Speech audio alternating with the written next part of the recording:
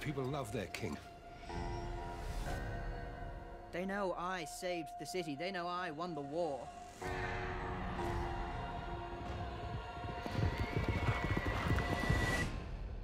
The war's not won. Right, so your general thoughts on season 4. Okay. Forgetting all the season 4. Oh, see, I'm a comparison kind of person. We'll compare later on. Okay, cool. Yeah, I mean, I enjoyed it. I love Game of Thrones. I think Game of Thrones hits all the buttons for me. I'm surprised by that, actually. This season had a bit of fluff, I think. I think there's a couple of episodes that are like, really, is that it? Such as? Well, there's a couple of storylines actually. The Stannis. That's it was going nowhere. Yeah, it was. I think there's a lot of building. Yeah. And fun enough, that may be an acting fault in the fact that the Red Woman has no real charisma, kind of thing, as a character.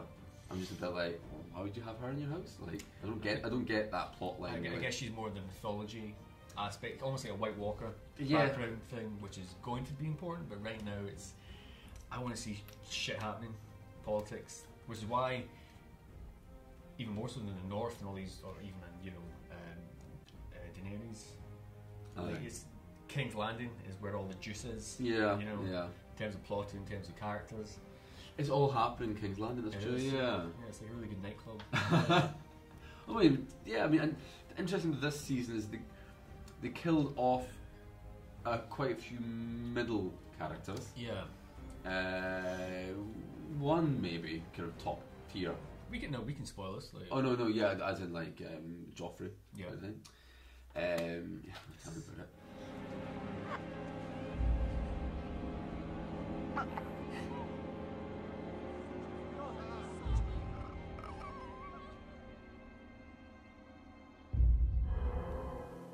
See you in the 7th house, you little fucking cunt! You know what? I was the big fan of that day. I get it. I get that the writer is making a point of like, you only get. It's an unfair world he's created, kind of thing. A really deeply unfair world, and a natural world within that. Yeah. I really wanted more from that death. I really wanted just something. I wanted someone to gain something from that death, and no one did. And I know that's just a viewer thing. Yeah. And there is a bit like, oh come on!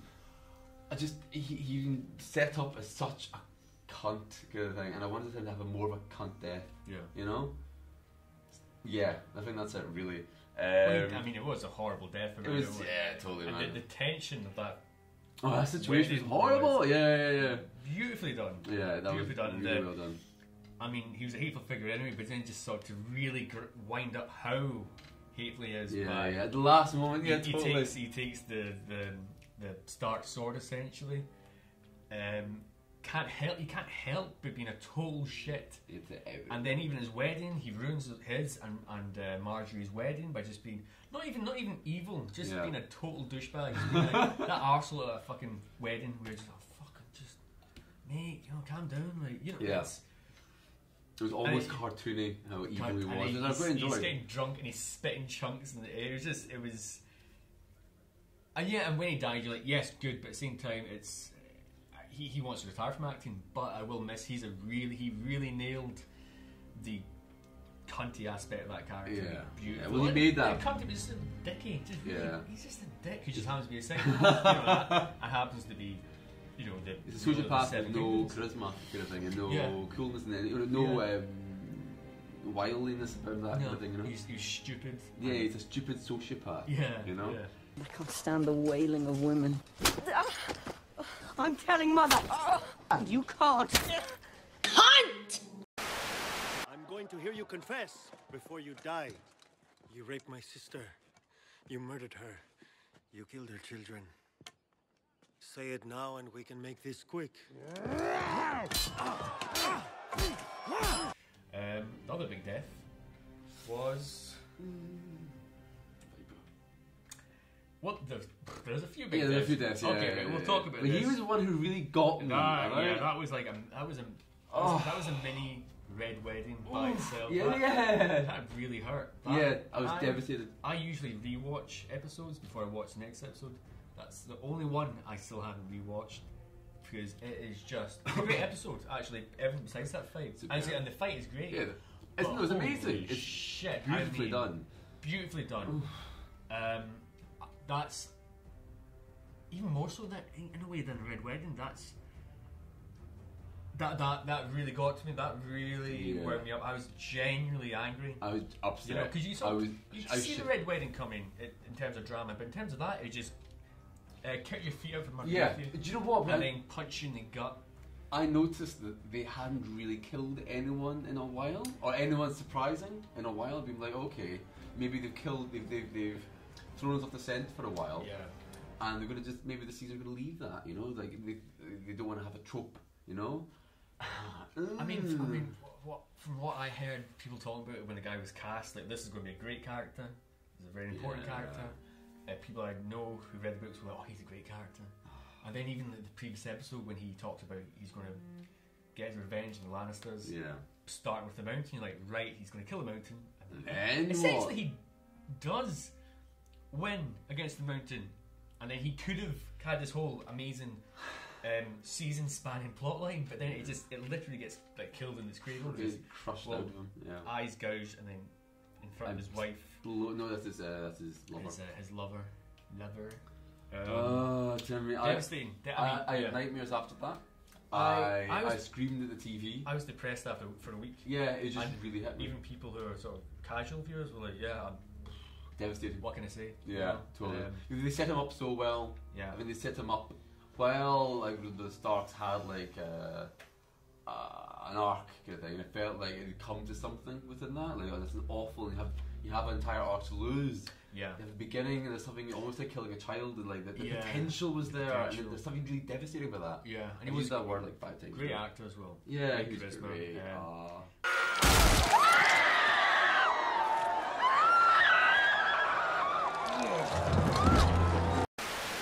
But it's funny because I like to think, oh, I haven't read the books, but I like to think that because the Hound, that's one plotline that I found a little bit irritating. Is the Hound constantly, him and Arya, kind of traveling around, and then her constantly learning lessons about how the world is a bad place. That happens to bad things happen to good people, and the Hound just keeps telling him, why can't you understand this? Why can't you understand this? He took us in.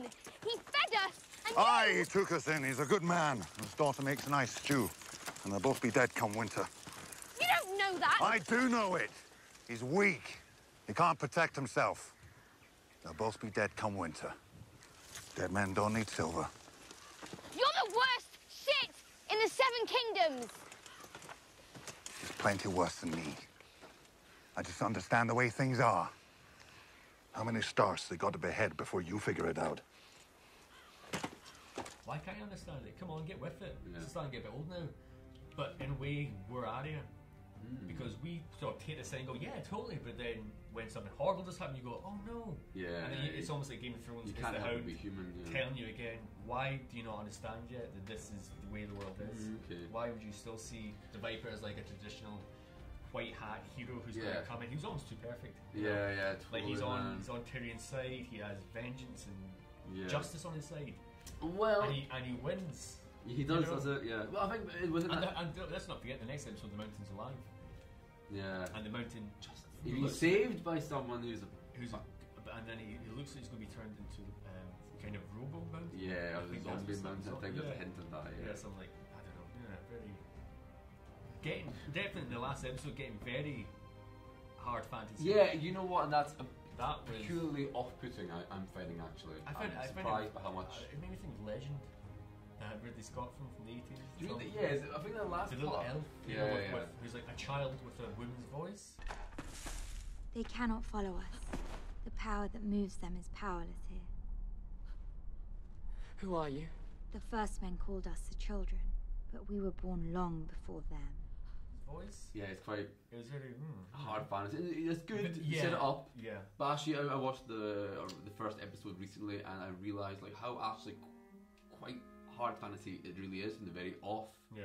I mean, the White Walkers are always in the background. The first thing you pretty much see is the White Walkers, kind of, you know, and then it's this kind of strange world, and they don't have much magic, but there's something quite, you know, it's. Yeah, I'm surprised it did so well in some sense, actually, but it has. I'm really glad it has. Yeah.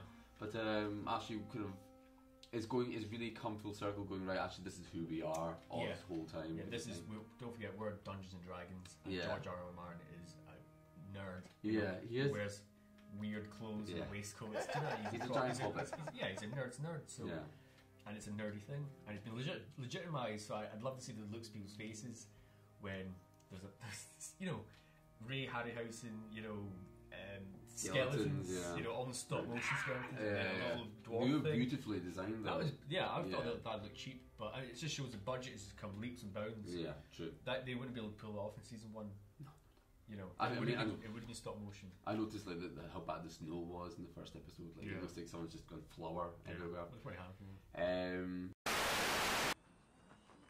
Elai astropotistan. Astropot dohe trossa, si rinyo ingati orzi. Diary. Hembar yunkai otistan. Yunkai dohe trossa, si rinyo ingati orzi. Diary. But this season's been good. I think there's been a lot of fluff as well. And there's been a couple of episodes have been a bit like, yeah. And I think there's more Daenerys, breaking of chains, learning about responsibility. Yeah, again, like Stannis, that's going somewhere, but taking time, but I know, but she's becoming the ruler that Westeros possibly deserves, or maybe she isn't. Maybe she's more tyrannical. We'll see with this, I think. It'll be interesting how well she does with Jorah Mormont. Not there anymore. Friend zone Mormont being kicked to the curb, which was devastating. And you do sort of think, oh, how's that going to affect her? Because he was her link to who she was before. Yeah, that's true. When she was like essentially being sold off. Yeah, as a wee lassie, a little girl. So now she's a strong woman. She doesn't need him, but she maybe needs that anchor of her past and who's someone who tells her the realities. I've always been a bit unsure about that plot line because there is a kind of, and I know I kind of talk about race within media quite a lot, but there is that kind of archetypal white Aryan going to the breaker of chains of like the dark skinned people.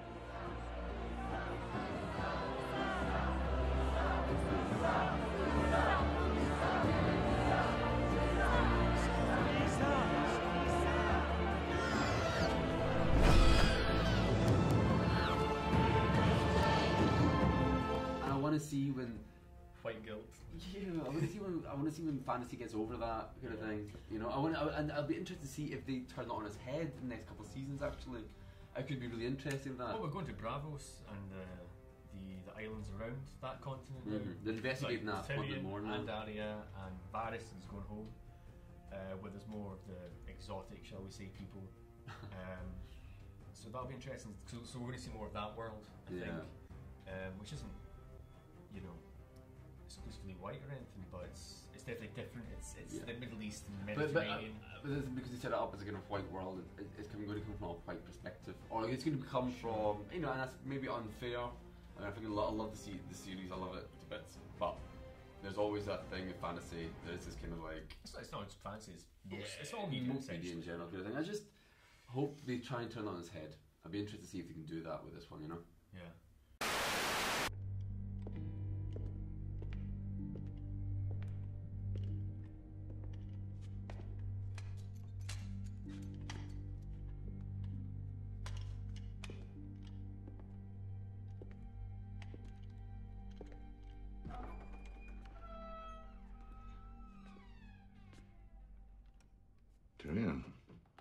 Right, so I guess we have to talk about the death. We have to talk about Tywin. Tywin Lannister, Daddy. Yeah. Daddy Lannister. Daddy, yeah. That was Father's Day, wasn't it? That? Did they kill him on Father's Day? It was, yeah. That's all. Yeah. So I guess Tyrion's trial. Yeah. Joffrey's death, unfair on Tyrion, of course, but then you have all this drama. And then I guess you have kind of a happy ending. At the same time, not really, because I never understood his problem with his father. Well, it's more his father's problem with him. Yeah, but I never really saw that so much. I was kind of like, I didn't see the hatred that much. I always felt he was just very pragmatic and very in control, and his son was out of his control kind of thing, and he hated that. No, but Sure, but then I think in this season he really did sort of make it more proactive to actually kill him. You know, I never felt that fun enough. Nothing was, yeah. You're no son of mine. I am your son. I have always been your son.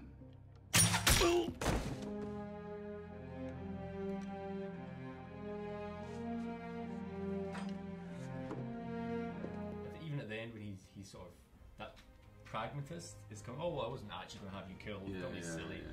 He is lying, and then after he gets shot the first time, he does sort of say, "You're not my son," and it's a great line. I am your son, because he is his son, he is his father's son. Yeah. But he's taking the best aspects, but not the worst. As admirable as Tywin is in his own horrible way. I will miss him more than Joffrey. In terms of great actor. Yeah, almost that's a superb perfect actor. casting. Yeah, absolutely perfect.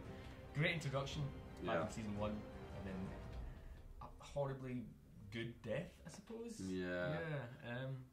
Someone had spoiled it that he was going to die at some. Oh, actually, he spoiled it in an interview. That he was told by a fan, "Oh, you got a great death scene." That was a bit annoying for me, but I knew it happened eventually. But I didn't think behind this season. So when he came in the crossbow and he's on the toilet, I was like, "Oh, right, it's happening." And this is how he dies. Oh, this must be the great death scene, and I guess it was. And it's very symbolic.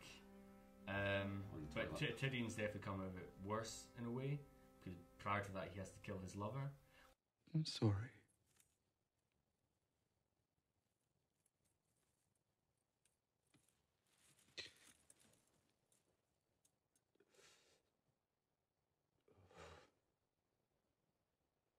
I'm sorry. Which I didn't quite get. Will she be pragmatist? I thought she'd maybe been threatened by Cersei to turn against Tyrion, but there was still a lingering resentment towards Tyrion. So seeing her in bed with Tywin essentially seemed a bit. Oh, that's a bit, I wanted her to try to explain. That and the Arya Hound thing, was kind of rushed. I feel like how did Arya and Hound? Why was she still hanging with the Hound when he was meant to take her to, her aunt? Yeah, but there's no point because she. No, sure, but I thought they maybe go in and sort of meet Sansa. It's up to the Hound really. I suppose. And how to really come to the end of his plot, because there's nothing he can do anymore. Yeah. Kind of thing. Like there's nothing. He's in no direction at all. He's no destination. Sorry. Yeah. So he's overreached, as in most of the characters at some point. The Viper, everyone overreaches, and that's their downfall in a way. Yeah, I feel bad for him at the end. But he deserved it, I suppose. But he is. But he's he's less of a cunt than fucking the mountain. Yeah, that's true. So one brother died, another one he thought was dead, who definitely deserves it. But no one deserves anything in this. Meta mountain. Yeah, but no one deserves it. No, the whole idea of deserving is just totally ripped apart in this series. Which is great and makes surprising television. What wife would do for you the things I've done for you? What wife would trust you the way I've trusted you? When you gave me those drops and told me to pour them into John's wine, my husband's wine. When you told me to write a letter to Kat, telling her it was a Lannister. Actually, one thing I did not like this season was the unveiling of who masterminded the first season's plot point. That was a big thing, but it did seem a bit off the cuff. Yeah. Oh, and then you did this, and then I poisoned him, and he's like, Littlefinger, kind of like finding out through the wife that Littlefinger had actually poisoned the original King's Hand. And had asked her to send a letter to the Starks, kind of thing. Pretty much the plot devices started the entire, everything, really, Yeah. And I think for me, he's been like, so he's like some super bad guy now, But I like the idea that this just happened and this was. And he took advantage of it. Yeah, and that was kind of, okay, he's kind of parasitic in that sense. Yeah. Suddenly he's becoming a slightly super bad guy. I love the accent change. As soon as he leaves King's Landing, you get it to know who he really is, kind of thing. At first, a bit jarring. It's only when I realised you only hear that kind of Irish brogue come out properly when he's left King's Landing. I thought that was maybe bad. Yeah, that. And apparently he's half Bravosi, so he's got foreign blood.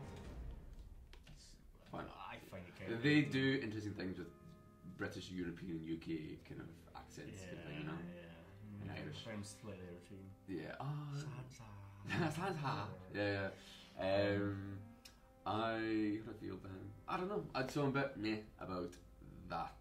I like the idea of this. It was fates. Also it was a bit of a jump. Sansa.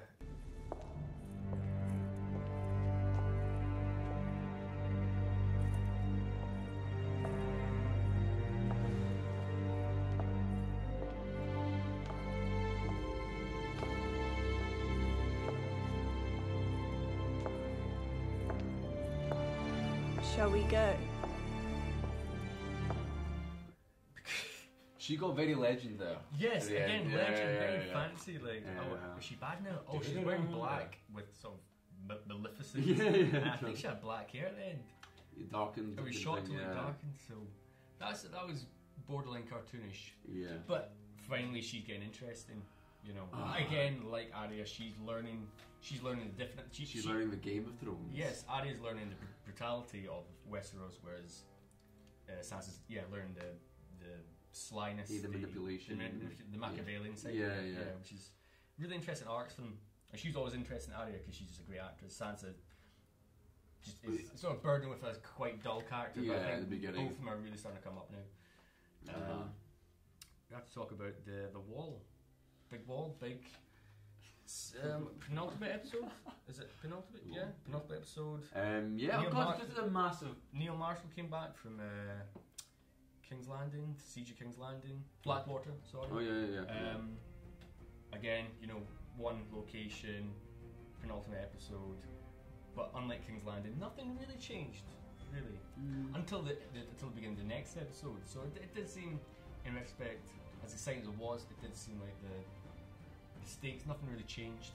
At the end they say, well, we haven't really, there's more of them out there, and then I'm going to go out, and I thought that would be something that would go to next season. So I'm actually quite glad he just goes out in the next episode, meets him, and it's all dealt with, and it's now right. Stannis is actually doing something interesting. Oh yeah, thank. And I guess hopefully Stannis will tie into the White Walkers. Yeah. And again, White Walkers. Bran Stark meeting the three-eyed raven. Yes. Now you've come to me at last, Brandon Stark. Though the hour is late. That's a very fantasy. Yeah, it's really fantasy. He's going to fly, so some people said he might ward into the missing dragon. I never thought of that. Yeah, the black one. You'll never walk again, but you will fly. I thought, a raven, but then someone online said dragon. Missing dragon. Thought of that, right? Yeah. To see, I wonder because like a lot of people who read the books are probably like, no, you totally know. Summer child. So yeah, I mean, all in all, they stopped a lot of storylines or kind of like shifted them this season.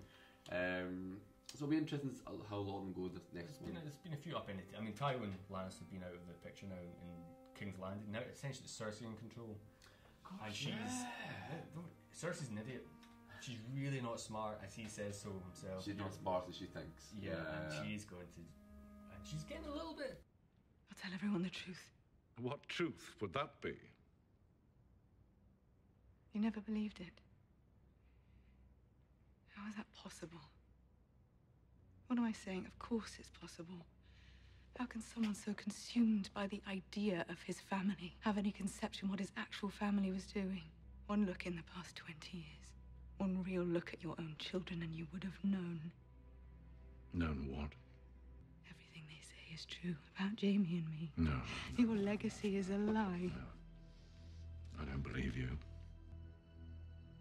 Yes, you do. Unhinged? Yeah, that was... So she pulled a fly when she literally pulled... Not literally. It's great what she did to him, but... She practically pulled like the carpet from under you sort of think, as good as that was to watch, you sort of think, well, why? You're desperate to look after your boy, but then... I think it made her interesting because she's been kind of cornered, that character, and kind of she's been kind of fucked around, and kind of left as kind of like just a woman kind of thing, what can she do? Yeah. And then she can fuck everyone up actually, and she is...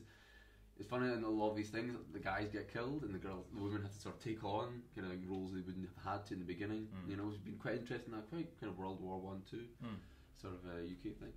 So it's interesting that. I mean, I hate her. I mean, she's back together with Jamie. I hate her. She's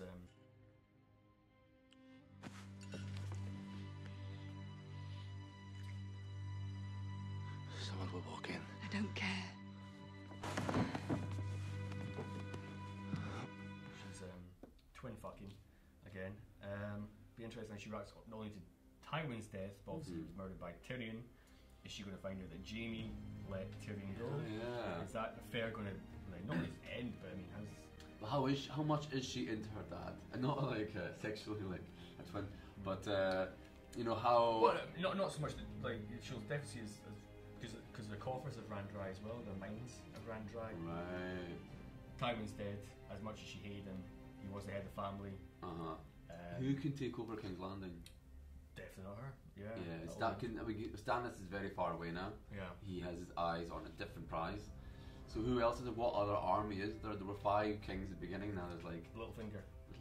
Yeah. He has an army. He has a prince under his belt. He has the heir to the Stark.